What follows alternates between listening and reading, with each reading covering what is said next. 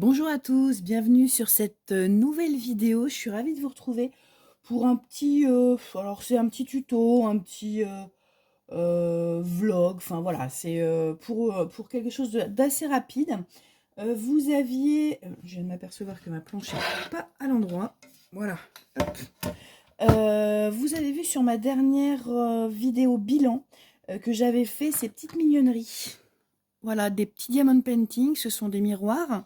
Et puis j'ai fait aussi des marque-pages. Voilà, des marque-pages en diamond painting. Donc je voulais les terminer avec vous. Alors attendez, je vous remets bien comme il faut au niveau de la caméra. Voilà. Hop. Donc je voulais les finir avec vous. Je vous avais dit qu'il fallait les terminer, il fallait les vernir. Voilà, je voulais vous montrer un petit peu comment je terminais mes diamond painting. Donc ça fonctionne aussi bien sur les marque-pages que ça va fonctionner sur les toiles. Voilà, on fait plutôt du diamond painting en toile. Je le fais sur les toiles, en sachant que les toiles qui sont sous verre, l'intérêt est quand même assez limité, mais qu'une toile qui va pas être sous verre et qui va effectivement être comme ça à l'air libre, faut le terminer. Donc pour ça, je prends ceci. Alors je sais pas pourquoi ma boîte elle est un peu bizarre. Ah oui, c'est parce qu'elle n'a pas été ouverte. Donc je vais prendre celle qui a été ouverte. Non plus. Bon bah c'est pas grave, je vais l'ouvrir. De toute façon, voilà. Donc ceci. C'est effectivement, ça s'appelle rapide, donc c'est une painting seller, c'est-à-dire effectivement pour sceller en fait, pour bien terminer de coller en fait.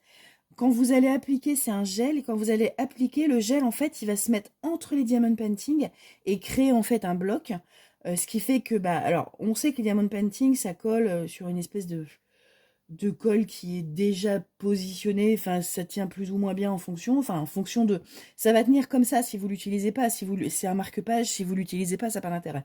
Donc il faut quand même que ce soit assez sécurisé pour qu'il n'y ait pas les petits diamants qui s'en vont. Donc c'est effectivement une espèce de colle vernis assez épais qui va venir en fait se mettre entre, alors je sais pas si vous voyez bien, voilà, qui va venir se mettre en fait entre les diamants qui va en fait sceller le tout. Donc c'est assez rapide à faire, hein. Ça se fait surtout sur, voilà, donc là on est sur effectivement des marque-pages. Je vais faire ça aussi là-dessus parce que c'est des petits miroirs de poche. Bon, les petits miroirs de poche, vous les mettez dans votre sac à main, avec les clés, avec tout, ça se mélange et en fait les diamants peuvent effectivement sauter en fait. Donc ça permet effectivement d'avoir d'abord une meilleure finition parce que ça va briller, ça va être très joli, et puis après de bien fixer le tout. Donc je prends, je vous disais ça, j'ai trouvé ça sur Amazon de mémoire. Je sais plus du tout le prix. Je crois que je l'ai acheté par pack de 3. Je sais plus du tout le prix, ça fait un petit moment que je l'ai, ça fonctionne bien. Donc voilà. Donc ce que je vais faire, c'est que je vais tester, je vais le faire avec vous. Donc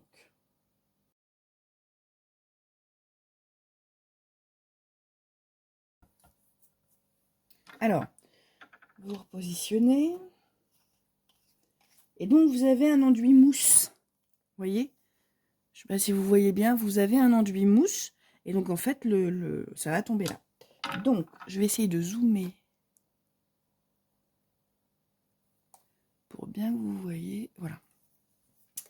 Et donc, je fais tomber, je ne sais pas si vous voyez bien, oh là, le gel qui tombe très très bien. Et je l'enduis comme ça.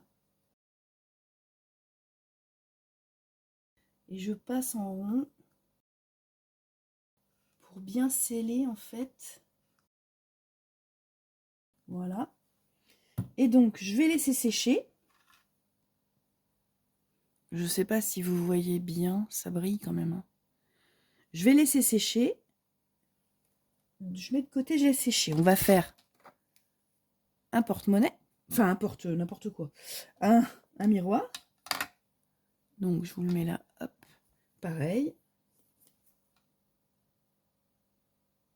Je fais tomber du gel et après, je l'étale.